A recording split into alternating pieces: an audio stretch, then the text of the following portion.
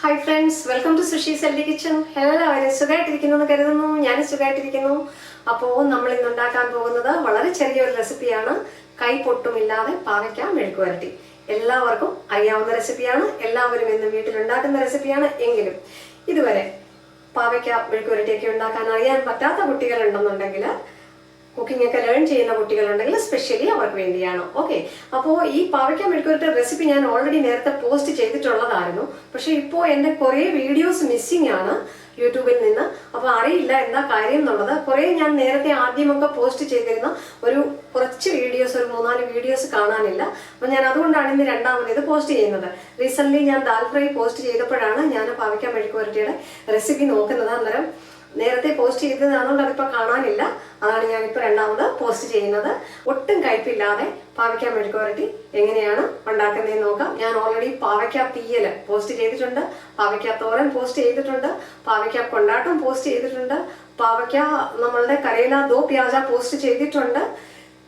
ഇതെല്ലാ വീഡിയോസും പാവയ്ക്കയുടെ എല്ലാ റെസിപ്പിയുടെയും ലിങ്ക് ഞാൻ ഡിസ്ക്രിപ്ഷൻ ബോക്സിൽ കൊടുക്കുന്നതായിരിക്കും. അതുപോലെ തന്നെ നിങ്ങൾ ഇതുവരെ സബ്സ്ക്രൈബ് ചെയ്യാതെയാണ് എൻ്റെ ചാനൽ കാണുന്നുണ്ടെങ്കിൽ പ്ലീസ് സബ്സ്ക്രൈബ് ബട്ടൺ പ്രസ് ചെയ്ത് ഓൾ എന്നതിൽ ക്ലിക്ക് ചെയ്താൽ ഞാൻ വീഡിയോസ് പോസ്റ്റ് ചെയ്യുമ്പോൾ തന്നെ നിങ്ങൾക്ക് കിട്ടുന്നതായിരിക്കും.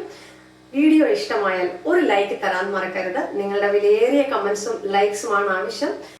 അപ്പോൾ നമുക്ക് പാവയ്ക്ക മെഴുക്കുവരട്ടി ഉണ്ടാക്കാനായിട്ട് പാവയ്ക്ക നല്ലതുപോലെ കഴുകി ഈ ഒരു സ്ലൈസായിട്ട് അരിഞ്ഞെടുക്കുക.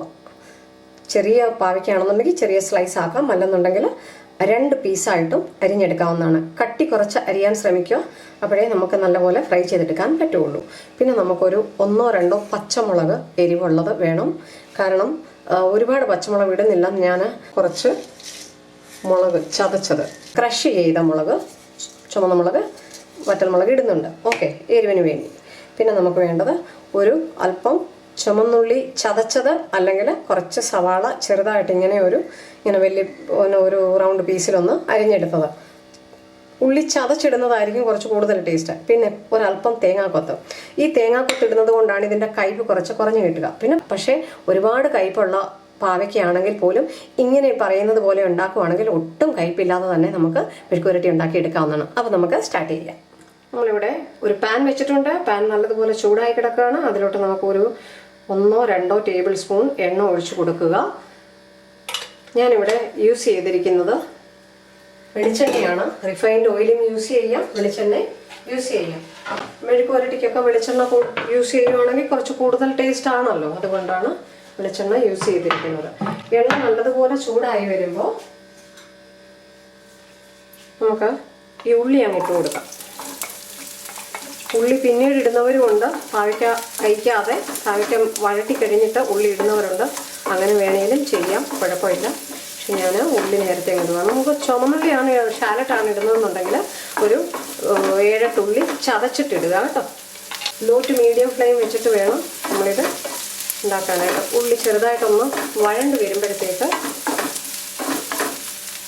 1 ടീസ്പൂൺ ചതച്ച മുളക് ഇട്ട് കൊടുക്കുക.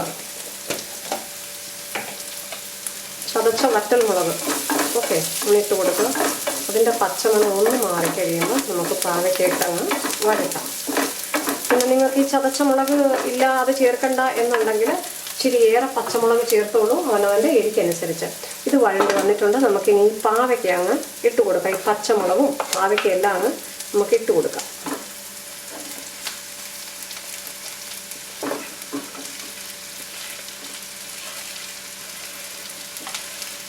നല്ലപോലെയാണ് മിക്സ് ചെയ്യുക. ഫ്ലെയിം വളരെ കുറച്ച് വെച്ചിട്ട് വേണം, അല്ലെങ്കിൽ ഇതിൻ്റെ ഓരോ പീസും നമുക്ക് വെന്ത് കിട്ടില്ല.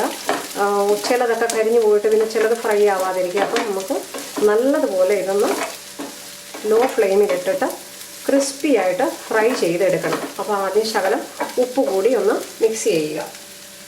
കുറച്ച് ഉപ്പ് മിക്സ് ചെയ്തിട്ട് വെച്ചാൽ ഇത് പെട്ടെന്ന് നമുക്ക് വഴണ്ട് കിട്ടും. ഒരുപാട് ഉപ്പിടരുത്, കൂടിപ്പോയി കഴിഞ്ഞാൽ. ഒരു 2 മിനിറ്റ് ഒന്ന് അടച്ചു വെച്ചിട്ട് പിന്നെയും തിരിച്ച് ഇട്ട് കൊടുക്കണം. അപ്പോൾ നമ്മളിതൊന്ന് ഇടയ്ക്ക് 2 മിനിറ്റ് കൂടുമ്പോൾ ഇങ്ങനെയൊന്ന് തിരിച്ചിട്ട് ചെക്കി കൊടുക്കുന്നുണ്ട്. ലോ ഫ്ലെയിമിൽ വെച്ചിട്ട് വേണം കുറച്ച് നേരം ഇതൊന്ന് ഫ്രൈ ചെയ്യാൻ. പിന്നീട് ഒരു മീഡിയം ഫ്ലെയിം ആക്കിയാൽ മതി. സ്റ്റാർട്ടിങ്ങിൽ ഹൈ ഫ്ലെയിമിൽ ഇടണ്ട. അപ്പോൾ നമുക്കിതൊന്ന് അടച്ചു വെച്ചിട്ട് 2-3 മിനിറ്റ് കൂടുമ്പോൾ ഒന്ന് തിരിച്ചിട്ട് കൊടുക്കുക. ഒരു 2-3 മിനിറ്റ് കഴിഞ്ഞ് ഒന്ന് തുറന്ന് പിന്നെ ചിക്കി കൊടുക്കുകയാണ്.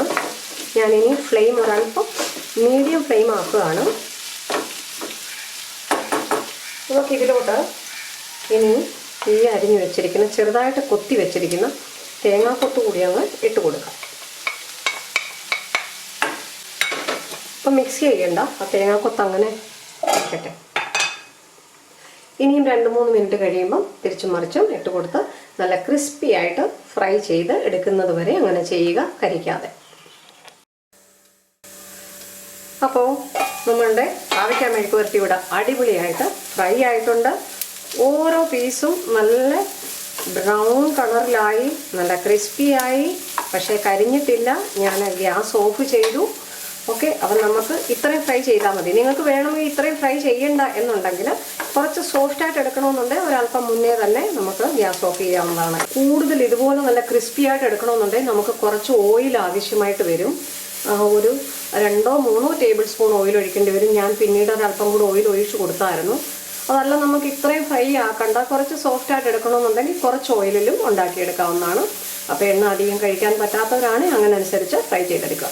വളരെ ടേസ്റ്റി ഡിലീഷ്യസ് ആയിട്ടുള്ള നമ്മളുടെ കയ്പില്ലാത്ത പാവയ്ക്ക മെഴുക്കുവരട്ടി റെഡി. പലരും ഉണ്ടാക്കുമ്പോൾ പാവയ്ക്ക മെഴുക്കുവരട്ടി ഇപ്പോഴും നല്ല കയ്പായിട്ടൊക്കെയാണ് ഉണ്ടാക്കുന്നത്. പക്ഷേ അത് ഈവനായിട്ട് ഈക്വലായിട്ട് ഒരുപോലെ ഫ്രൈ ചെയ്തെടുക്കുകയാണ് എന്നുണ്ടെങ്കിൽ കയ്പൊക്കെ ഇല്ലാതെ നമുക്ക് ഉണ്ടാക്കിയെടുക്കാം. അപ്പോൾ ഇതിൻ്റെ ബെസ്റ്റ് കോമ്പിനേഷൻ എന്താണെന്നറിയാം. വൈറ്റ് റൈസ്, ദാൽ ഫ്രൈ, പാവയ്ക്ക മെഴുക്കുവരട്ടി, തൈര്, അച്ചാർ. ഇതിലും ബെസ്റ്റ് ഒരു കോമ്പിനേഷൻ, വെജിറ്റേറിയൻ കോമ്പിനേഷൻ വേറെയില്ല. അപ്പോൾ ഞാനും അത് തന്നെയാണ് കഴിക്കാൻ പോകുന്നത്. ഓൾറെഡി ഞാൻ ദാൽ ഫ്രൈ പോസ്റ്റ് ചെയ്തിട്ടുണ്ട്, അതിൽ ഞാൻ കാണിച്ചിരുന്നു. പാവയ്ക്ക മെഴുക്കുവരട്ടി അടുത്ത ഒരു അടിപൊളി റെസിപ്പിയുമായി വരുന്നത് വരെ till then take care, bye. Thank you. Eat healthy, stay healthy. അപ്പോൾ എല്ലാവർക്കും ഇന്നത്തെ ഈ ചെറിയ റെസിപ്പി ഇഷ്ടമായി എന്ന് കരുതുന്നു. Thank you so much for watching. Keep watching, keep sharing, keep subscribing. Thank you. ഇതിൻ്റെ കൂടെ വൈറ്റ് റൈസ് ആണ് നല്ലത്. അപ്പോൾ അതുകൊണ്ട് ഞാൻ വൈറ്റ് റൈസാണ് ഉണ്ടാക്കിയത് കേട്ടോ. കയ്പില്ലാത്ത പാവയ്ക്ക മെഴുക്കുവരട്ടി